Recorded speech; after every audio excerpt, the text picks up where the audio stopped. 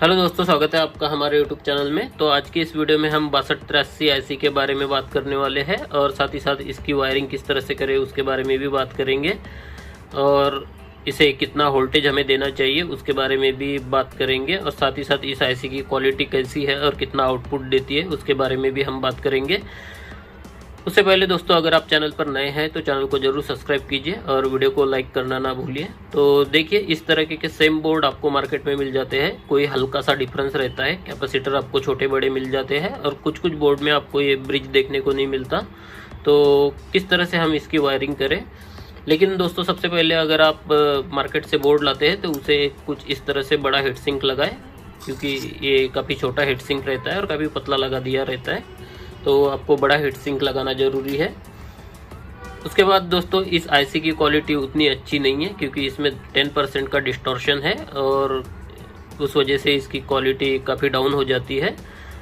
आप इस बोर्ड को 9 वोल्ट से 12 वोल्ट तक चला सकते हैं। अगर आप इसे 9 वोल्ट देते हैं तो 2.5 वाट का आउटपुट इस आईसी से आपको मिल जाएगा। अगर आप इसे 12 वोल्ट देते हैं तो 5 वाट तक का आउटपुट आपको इस आईसी से मिल जाएगा। काफ़ी लोग बताते रहते हैं कि इससे 15-15 वाट का आउटपुट मिलता है, तो इतना आउटपुट इस आईसी से नहीं मिलता। ये बहुत ही कॉमन आईसी है और इसकी क्वालिटी भी उतनी अच्छी नहीं है। तो चलिए इसके कनेक्शन करना शुरू करते हैं।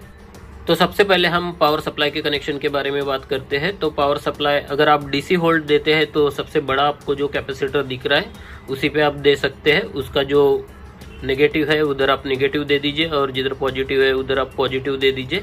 लेकिन हम यहाँ ट्रांसफार्मर लगाने वाले हैं, तो ये जो ब्रिज दिख रहा है आपको, ब्रिज से होकर के जो 2 पॉइंट है, यहाँ पे हम AC 12 वोल्ट के कनेक्शन लगा देते हैं। तो चलिए सबसे पहले हम 12 वोल्ट के कनेक्शन लगा लेते हैं। तो वो आपके यहाँ पे लग जाएंगे। मैं थोड़ा आपको झूम करके दिखा देता हूँ ताकि आपको अच्छे से दिखाई दे। तो ये देखिए,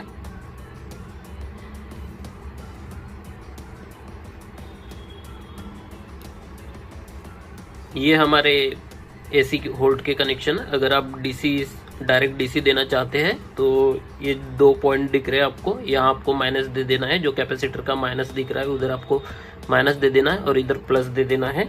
उसके बाद हम स्पीकर के कनेक्शन करते हैं। तो स्पीकर के कनेक्शन करने के लिए आपको ये 2 कैपेसिटर नजर आएंगे। हर बोर्ड में आपको इसी तरह से कैपेसिटर दिखेंगे।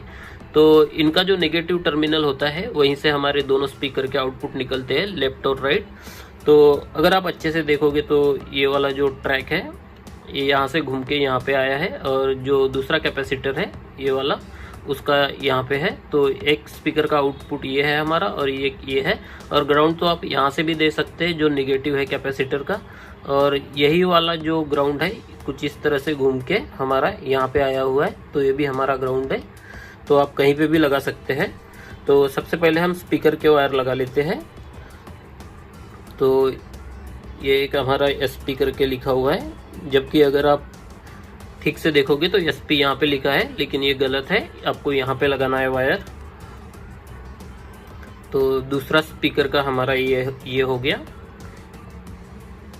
यहाँ पे लगा लेते हैं। तो कुछ इस तरह से ये हमारे स्पीकर के लेफ्ट और राइट दोनों हो गए। उसके बाद हम ग्राउंड लगा लेते हैं। एक ग्राउंड आप कहीं पे भी लगा सकते हैं, आप यहाँ से ले करके यहाँ पे कहीं पे भी, क्योंकि ये एक ही ट्रैक है। तो हम यहाँ पे ग्राउंड लगा लेते हैं।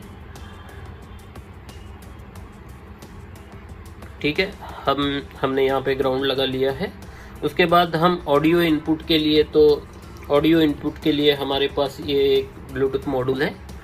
ब्लूटूथ मॉड्यूल हमने कनेक्ट करके रखा है और हमने वॉल्यूम कंट्रोल लगा लिया है।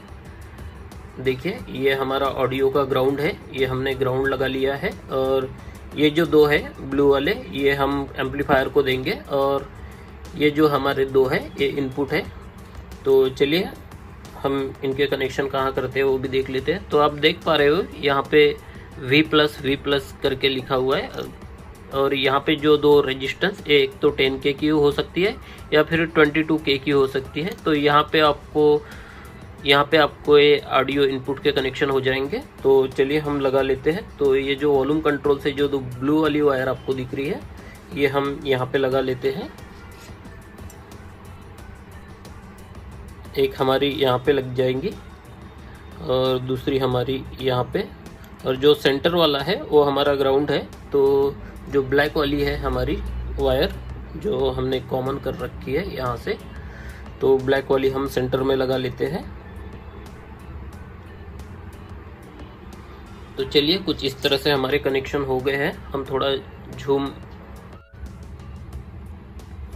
तो कुछ इस तरह से हमारे कनेक्शन हो गए हैं। अभी हमारे पास एक ट्रांसफार्मर है, अब देख पा रहे हो, मैं आपको थोड़ा दिखा देता हूँ।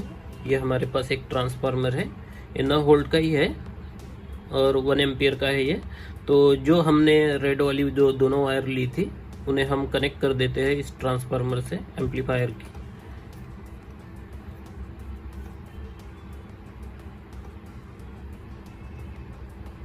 तो देखिए, ये रेड वाली हमने दोनों वायर ट्रांसफार्मर से कनेक्ट कर दी है और ये हम स्पीकर से कनेक्ट कर देते हैं। एक हमारे पास ये छोटा स्पीकर है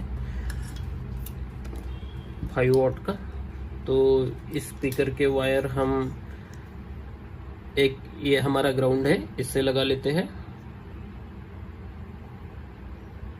और दूसरे, ये दोनों में से स्पीकर के आप कोई भी एक लगा सकते हैं। फिलहाल हमारे पास एक ही स्पीकर है, तो अभी हम यहाँ पे इसे फिलहाल इस तरह से कनेक्ट कर देते हैं। और जो ब्लूटूथ में हम मोड चेंज करते हैं,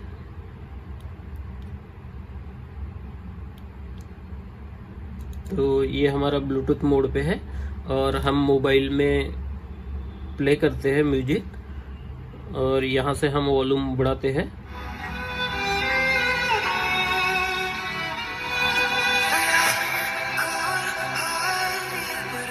तो ये देखिए,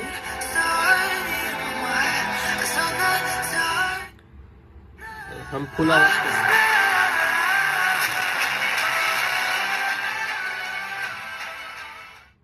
जैसे भी हम इसका साउंड बढ़ाते हैं तो इसकी ऑडियो फटने लगती है, क्योंकि इसमें डिस्टॉर्शन काफ़ी ज़्यादा है। अभी हम दूसरा चैनल चेक कर लेते हैं। ये हमारा एक चैनल हो गया, अभी हम दूसरा चेक करते हैं।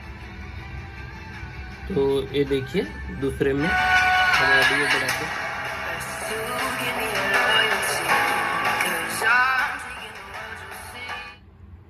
इस आईसी की क्वालिटी उतनी अच्छी नहीं है। अगर आप एक अच्छे क्वालिटी का एम्पलीफायर बनाना चाहते हैं तो इससे बेहतर आपको 4440 मिल जाएगी, उसमें आपको आउटपुट अच्छा मिल जाएगा, तो आप बना सकते हैं।